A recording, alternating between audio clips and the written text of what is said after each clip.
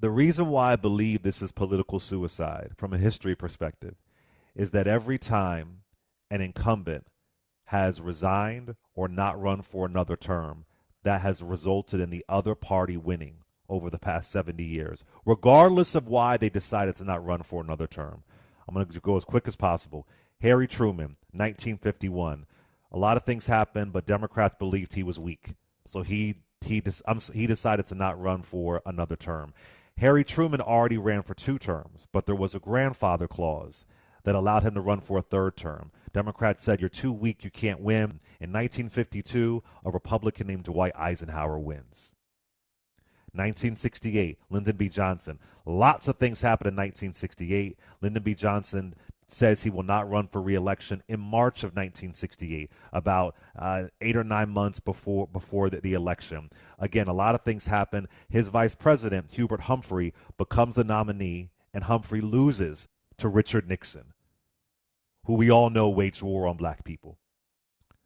1974, Richard Nixon, who's a complete crook, he steps down. So does his vice president. Gerald Ford becomes president. Gerald Ford loses to a Democrat named Jimmy Carter. Now, this is besides the point if they should or should not have stepped down. That isn't the point. The point is when the opposing party, when their incumbent resigns or does not run for another term, it makes the party look weak. It makes the party look disjointed. And I know Biden is not perfect, but he's not a convicted felon. And so the idea 3.5 months before an election, less than 2 months before early voting started, and after 14 million people have voted in the primary, I believe is political suicide for the Democrats. So if this is true, they're going to kick out Biden and either kick out Vice President Kamala Harris completely or have her still and second on the ticket. This is terrible. And I will also add the way that I'm hearing they will do this is a contested brokered convention. They've even talked about doing mini primaries.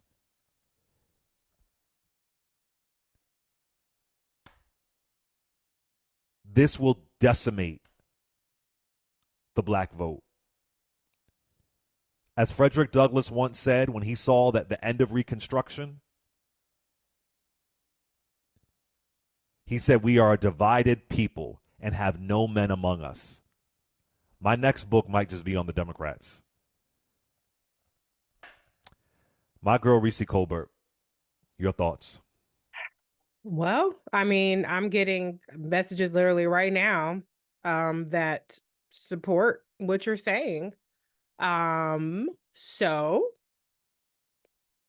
I think that if Biden were to step aside, I think what he would need to do, this is probably not going to happen, but if he were to step aside, the only logical mechanism of doing that is to resign, make vice president the president, and then that kind of solves everything and releases delegates to vote for her. That is not going to happen, but that would be the ideal situation if he were to resign. I'm not saying he should step aside as the nominee. Be clear before anybody frosts at the mouth and saying Reese is saying he should step aside. I'm not saying that he should. Um, but yeah, I mean, what you're saying is what I'm hearing too. So we'll have to see what happens. I think it's going to boil down to Joe's political will. It'll boil down to if he wants to repay Vice President Kamala Harris's loyalty, if he were to step aside and ensure that she is the person who takes her. But would that ensure? Huh? They're talking about a brokered contested convention. Would that ensure? That's the scare. They're talking about still stepping over her. I know, but I'm saying I think he still has considerable power because these are his delegates, right? I mean, he has considerable power. Nearly I 4,000, right? huh?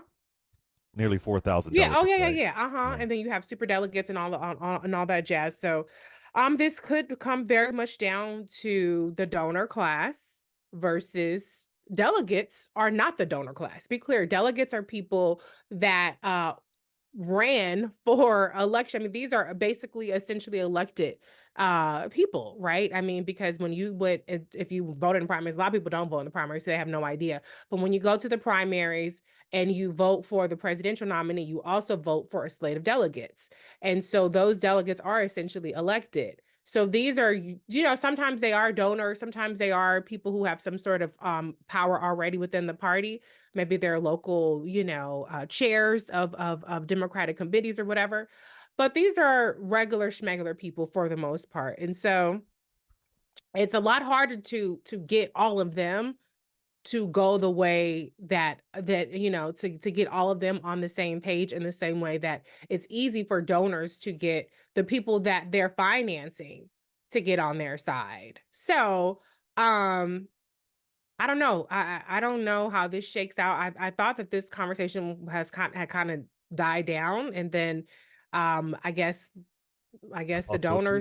the donors are like, no, we're not satisfied. So I really don't know. I mean, normally I have a pretty good handle on things, and I could speak confidently about it. What I can say is that all of the polling that everybody likes to dismiss, all of the polling, if we're having a data-based argument here, then there's no path that goes around Vice President Kamala Harris. She is the highest polled preference outside of Biden.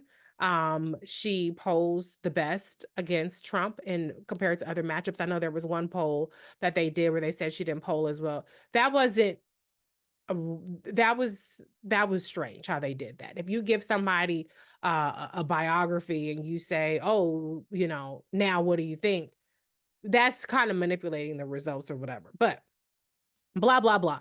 Long story short is any data-based method of evaluating what's most likely to happen if Biden were to step aside would lead to Vice President Kamala Harris.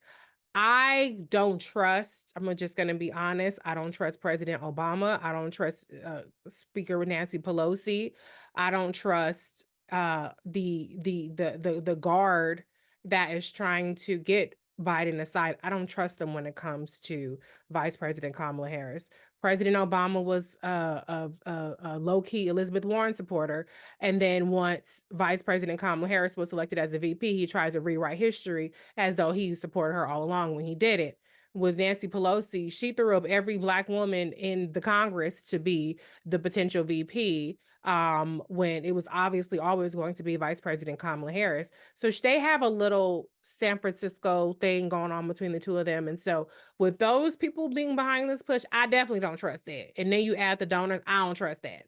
So if this were to happen, which I don't know if it's going to happen, I mean, nobody can force Biden now. Biden can stay in as long as he wants to.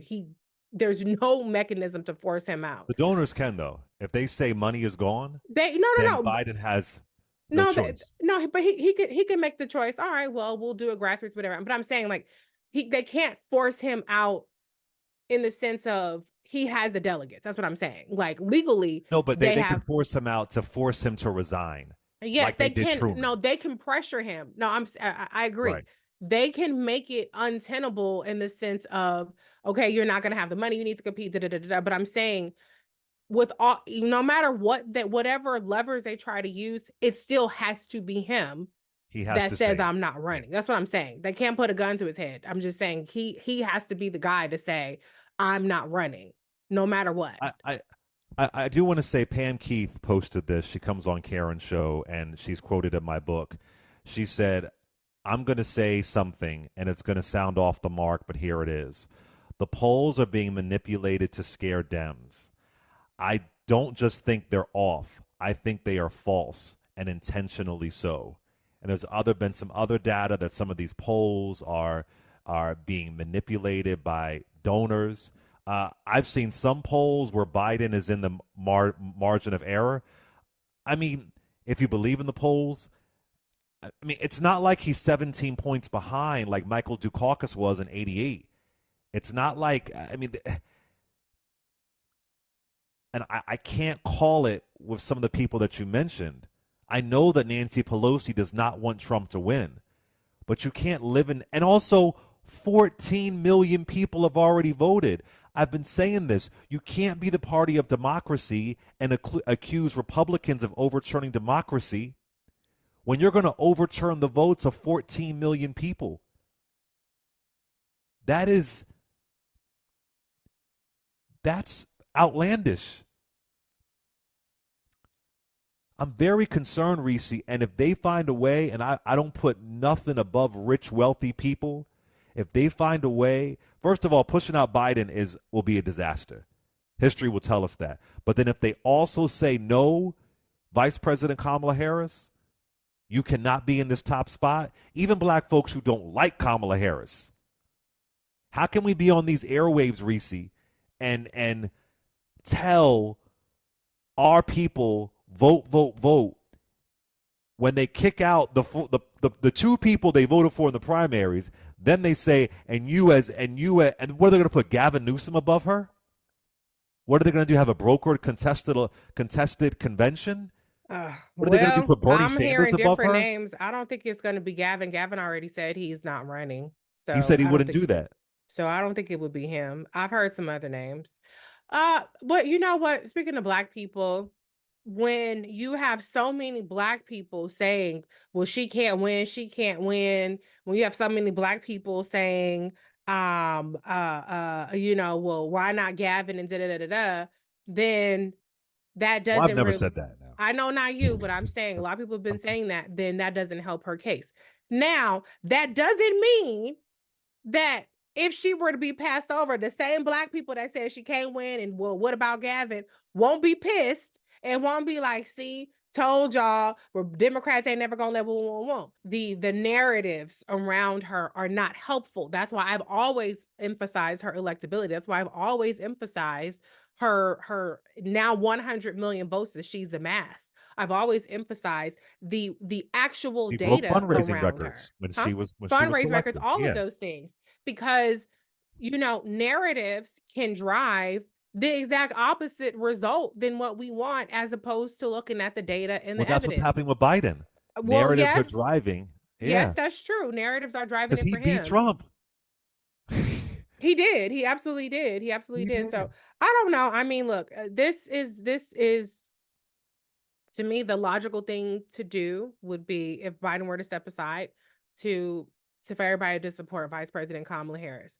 I was pretty confident that that would happen until I started hearing what you've described. Because And Reese, if the that donors, happens, huh? if if that happens, Reese, if they don't allow Vice President Kamala Harris to be at the top of the ticket, Then they're what is gonna that get going to do blown for out. us? They're gonna get blown out. What it will show is what I've always said, that there's a white supremacy problem in the Democratic Party. I've said that. That's not new. I said there's a white supremacy party in the Republican Party, there's a white supremacy party in the Democratic Party. And it would show that. And it would show that the way that this is the Republicans' last stand with Trump and now JD Vance, who's Trump on steroids, the way this is their last stand for their white Christo nationalist nation that they want to secure for the next generation. It would show that Democrats are willing to block any potential of a black woman ascending to the highest level. And if that's the case, then that's the bet that Democrats have made. And we'll see how that works out for them. I think it will be And disastrous. we're going to be impacted by it. Not Oh Nancy yeah. Pelosi, Uh-huh. not Chuck Schumer, not Adam Schiff. Yeah. We're going to be impacted by it. But I don't want to, but I don't, I know that that's what the donors are saying. And or some donors, I don't know how many donors, some donors are saying. But that's where we have the power. The same way that we willed Vice President Kamala Harris to that ticket because he won a Gretsch. We still have the power. So there's there's no time for defeat. There's no time for resignation and treating this like an inevitability. People have fought to keep Biden on as the nominee, and people will need to fight to make Vice President Kamala Harris the nominee. They were never going to just roll out the red carpet for her. But the power that we have to ensure that the right thing happens, in lieu of, or in light of potentially Biden stepping aside, we have to harness that power. We've done it before and we could do it again. So as disgusting and disheartening it is, we have more power than the donors. Like I said, there are 4,000 delegates that were elected. They have a voice, and Biden has a lot of power in how this happens. How he steps aside, if he steps aside, will show um his how he, his loyalty towards VP or not, his value of the base. He didn't ran to black people, ran to the CBC, ran to the NAACP, ran to BET, every black ran to the black church. Okay, well, the black people who got your back have black people back. We'll see how he does it. If he does it, this is all a big if. It could be the media trying to drive, not media in the sense of the mainstream media, but let's say the powers that can be all encompassing, trying to drive this as more of an inevitability than it is. But I think we should look to how everybody handles this situation, especially President Biden, if he were to step aside. How he does it really matters, and how we respond really matters. So my challenge is to the black folks: don't wait till she's been passed over to be upset. Make sure that doesn't happen. That's what I'm going to do.